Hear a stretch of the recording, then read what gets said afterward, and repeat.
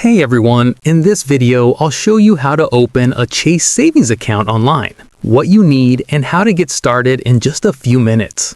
First, make sure Chase is the right bank for you and that their savings account fits your goals.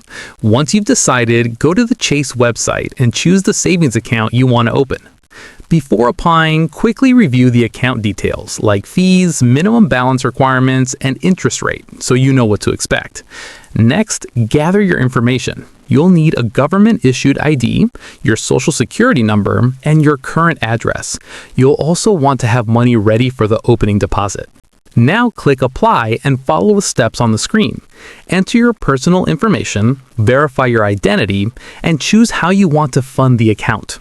Double-check everything and submit the application. Once approved, your Chase savings account may open immediately, and you'll be able to access it through online banking.